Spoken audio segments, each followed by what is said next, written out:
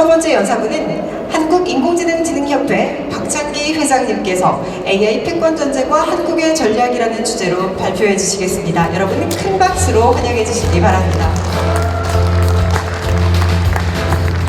반갑습니다. 박찬기입니다. 오늘 첫 번째 발표를 하게 돼서 영광입니다. 저는 한국인공지능협회 회장직을 맡고 있고 이번 행사의 조직위원장 역할을 했습니다. 저는 인공지능을 개발하는 AIQ라는 회사도 운영하고 있고요. 그래서 오늘 AI 패권전쟁과 한국의 전략이라는 제목으로 발표를 할 건데, 저희는 꽤 오래전부터 저희 협회가 우리 대한민국이 지금 인공지능 인프라스트럭처가 부족하고 AI 센터를 대규모로 구축해야 된다, 이런 주제를 가지고 상당히 많은 프로모션을 해왔는데요. 저희가 지금 전 세계적으로 엔비디아가 이 GPU를 독점하고 있는 것은 아실 테고요. 작년도 보면 약 100만 개가 생산됐는데 우리나라는 한 10,000 개 정도밖에 들어오지 않았습니다. 그래서 그리고 올해도 약 200만 개가 생산되고 내년에는 한 400만 개가 생산되는데 우리가 지금 굉장히 늦게 지금 진행되고 있어서 이 분야에 대해서 우리가 확충하지 않으면 인공지능에서 상당히 늦어질 수 있다, 이런 우려들을 하고 있습니다.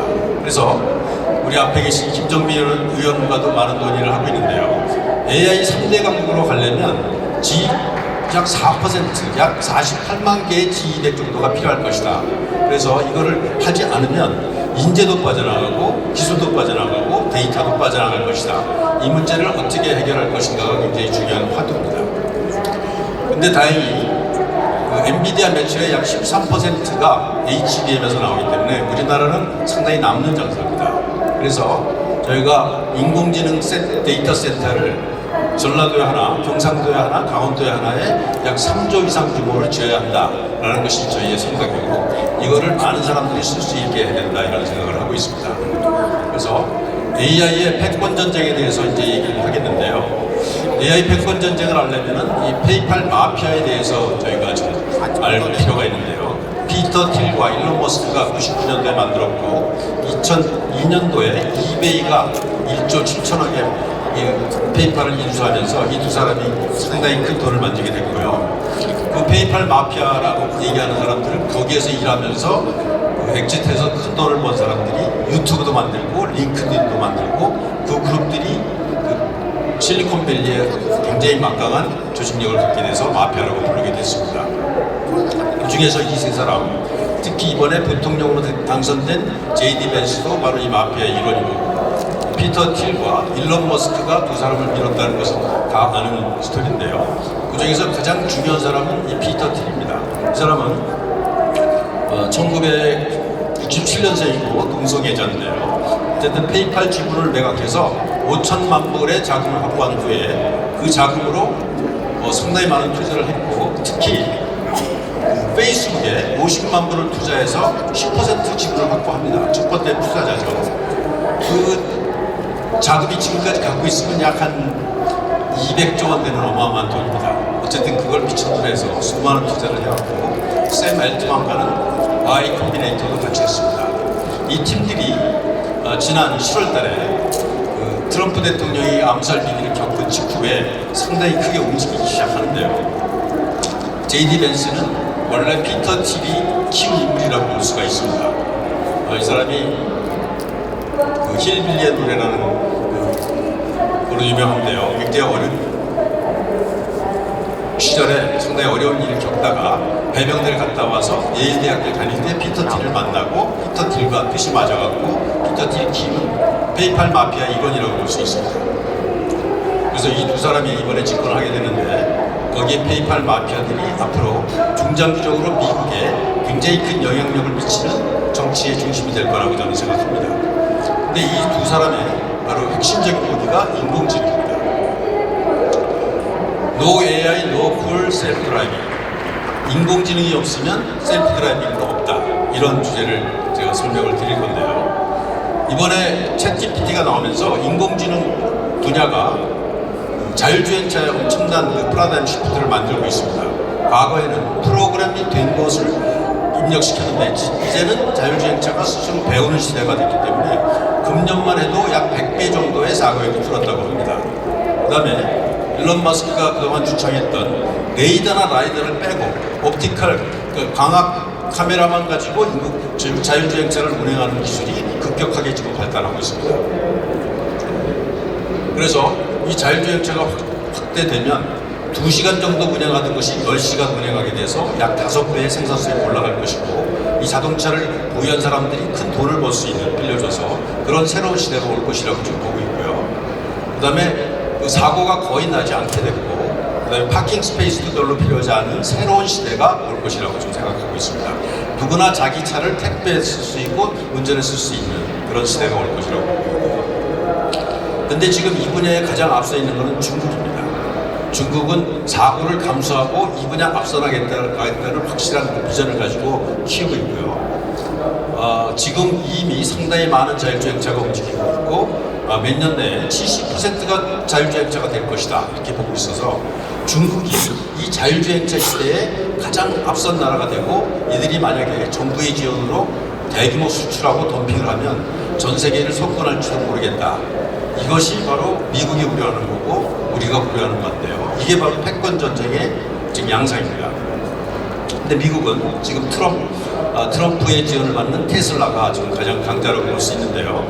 이번에 일론 머스크가 트럼프를 지원한 이유 중에 하나가 이 분야를 세게 푸시하려는 것이 아니겠나, 이렇게 생각을 합니다. 근데 한국은 약간 좀 뒤처져 있습니다. 그 이유 중에 하나는 그 우버 같은 것을 허가를 하지 않아서 생기는 문제인데요. 우버의 그런 시스템과 자율주행차가 결합하면 폭발적인 영향력이 생깁니다. 근데 우리나라는 타다를 만들었던 그런 이재용 같은 사람을 법정에서 오랫동안 괴롭혔고, 결국은 무죄를 받긴 했지만, 이런 타다 같은 새로운 혁신을 억누르는 저희 사회 시스템이 벤처 정신을 억누르고 우리 젊은이들이 외국으로 떠나게 하는 요인이 아닌가, 이렇게 생각합니다. 여기에는 많은 문제가 있는데요. 우리나라가 어떤 그 법률적인 문제, 그다음에 노동조합 쪽에서 새로운 기술을 받아들이는 걸 상당히 힘들어하는 그런 문제가 있다고 생각합니다. 그렇지만 자율주행차에서 우리가 세계 3위가 될 수 있는 기회가 있다고 저는 생각합니다. 이재용 같은 혁신가와 세계 3위의 현대기아차와 배터리 기업과 반도체 기업이 있기 때문에 우리에게 가능성이 있다, 이렇게 생각합니다. 그렇지만 우리가 AI 데이터 센터가 없으면 자율주행차도 없습니다. 그리고 AI가 없으면 로봇도 없습니다.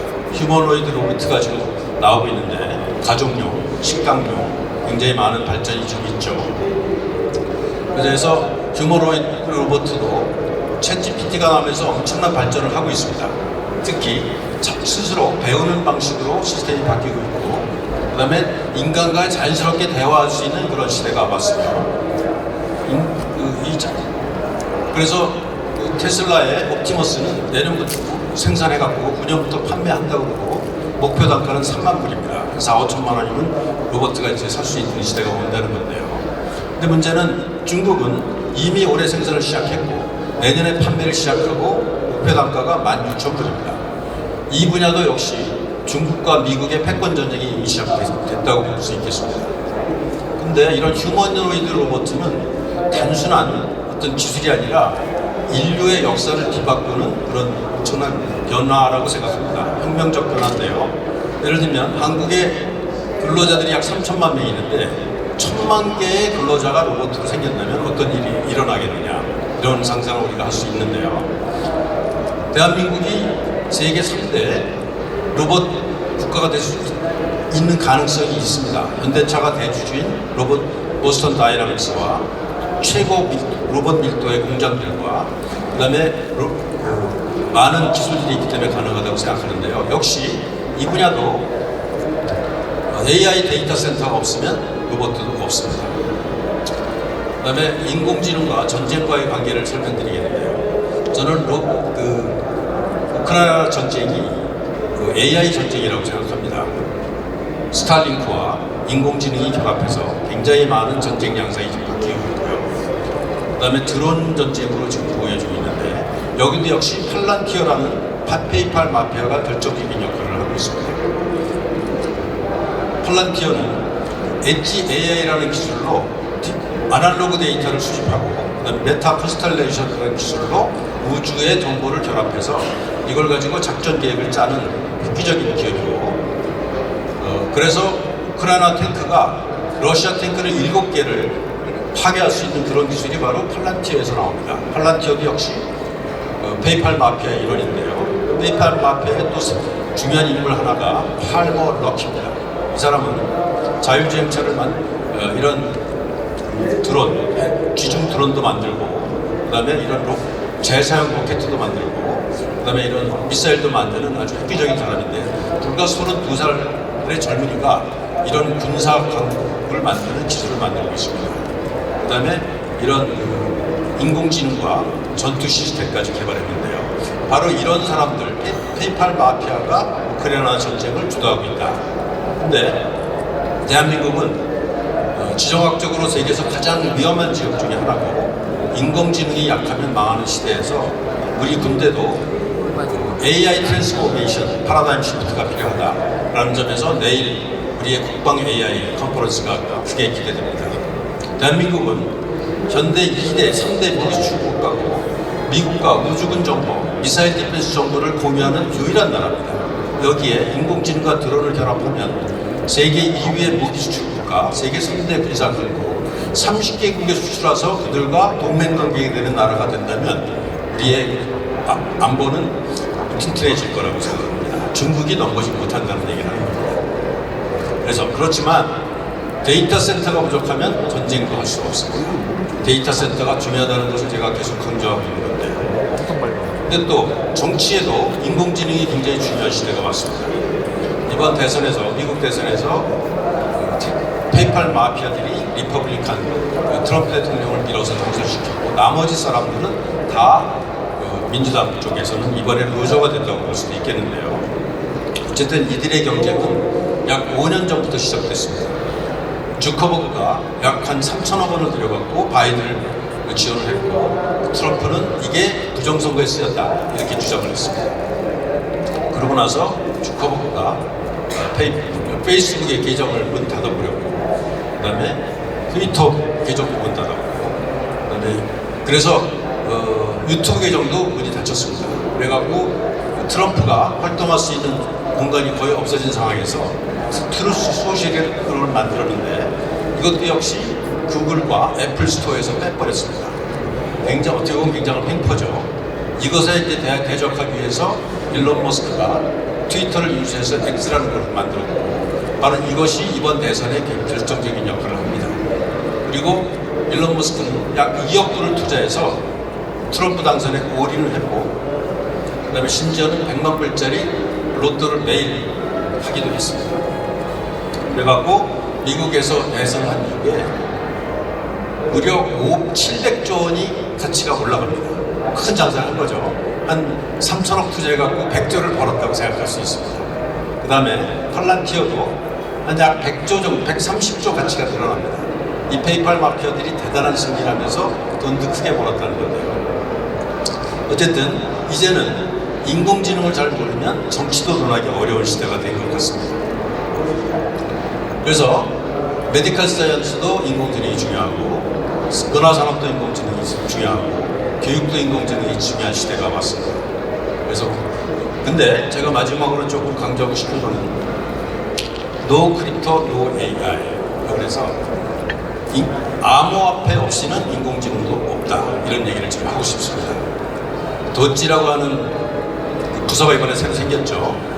그 정부 교육위원회 거기에서 도찌라는 부서 장관으로 일론 머스크가 임명되면서 도치코인이 급상승했고요. 그다음에 비트코인이 지금 국가 자산으로 보겠다라는 이제 트럼프의 발표를 한 후에 비트코인 가격이 급상승하고 있습니다.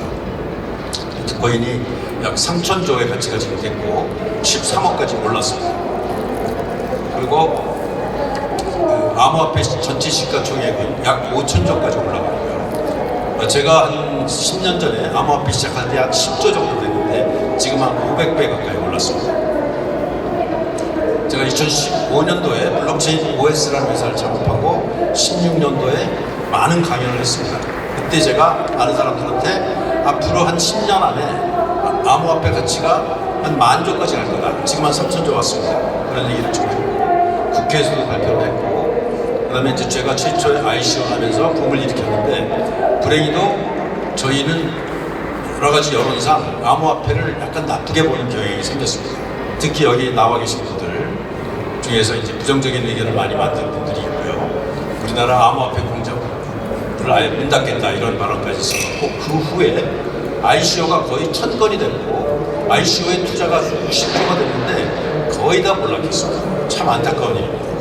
그 당시 2018년 초에는 대한민국이 전 세계 2등, 3등을 하고 있었는데 지금 거의 다 문을 닫았습니다. 참 안타까운 일이죠. 그래서 제가 최근에 엊그제 데이터를 보니까 코스피, 코스닥에 각각 5조 원이 거래되고 빗썸과 업비트를 합하면 20조 거래됩니다. 근데 문제는 이 두 개 거래소에 대한민국의 코인이 없다는 게 문제입니다. 많은 사람들이, 우리나라에 500만 명의 투자자들이 외국 물건을 취급하기 위해서, 사업하기 위해서 우리나라 거래소 쓰고 있는 불행한 사태가 많은데요. 이번에 인공지능과 결합하면서 저는 새로운 어떤 비전을 세워야 할 때라고 생각합니다. 인공지능이 문제가 굉장히 많이 있죠. 일단 그 내부가 어떻게 돌아가는지 아직 잘 모릅니다. 그 다음에 독점화될 가능성이 있습니다. 그 다음에 인공지능이 사람들을 브레인워시할 가능성이 있습니다. 그 다음에 AGI가 인간과 전쟁하는 시대가 올지도 모릅니다. 이 문제를 사람들이 어떻게 해결해야 될지 정답이 없고 다들 굉장히 힘들어하고 있어요. 근데 저는 이 문제를 해결할 수 있는 게 바로 블록체인과 탈중앙화된 암호화폐 시스템이라고 생각을 하고 있습니다. 그래서 그 해결책에 대해서 오늘 오후에 많은 회사들이 와서 이제 외국 회사들이 와서 발표를 할 계획인데요. 일단 탈중앙화를 하고 투명성을 확보하고 그러는 과정에서 인공지능을 통제할 수 있는 집단적인 거버넌스가 가능하다. 이런 얘기를 이제 본격적으로 저희가 할 때가 됐다고 생각하고요. 거기에 선두주자가 이 디센트럴라이즈드 AI OS를 만드는 제로 그래비티의 마이클 하인리입니다. 이 사람은 창업한 지 1년 만에 4천억의 자금을 확보했고 회사 가치가 4조가 됐습니다. 제가 어제 만나갖고 저녁 식사도 하고 같이 즐겁게 시간을 보냈는데요. 앞으로 이 시대가 온 겁니다. 바로 앞에 앉아 계시는 이은우 교수님도 우리나라에서 은혜의 가장 앞선 분인데 탈중앙화된 웹3 AI가 인공지능의 문제들을 해결할 수 있고 여기서 엄청난 가치가 창출될 것이다. 이런 것이 저희의 비전입니다. 그래서 오늘 오후에 있는 이런 웹3 AI에도 관심 가져주시고 크립토가 안 되면 인공지능도 망한다. 이런 메시지를 제가 오늘 또 하나 말씀드리고 싶고요. 그 다음에 GPU 세타가 없으면 AI가 안 된다. 이거를 좀 특히 강조하고 싶은데 어제 다행히 국민의힘에서 예산 규모를 2조에서 4조 규모로 늘렸다. 이런 발표가 있더라고요. 근데 이거 갖고는 부족하고 최소 10조 정도는 우리가 결정을 해야 된다. 이런 생각을 하면서 오늘 제가 그 점을 특히 강조드렸는데요. AI 패권 전쟁과 한국의 전략이라는 제목으로 No AI, No Future. 인공지능이 없으면 미래가 없다. 이 주제로 말씀드렸습니다. 감사합니다.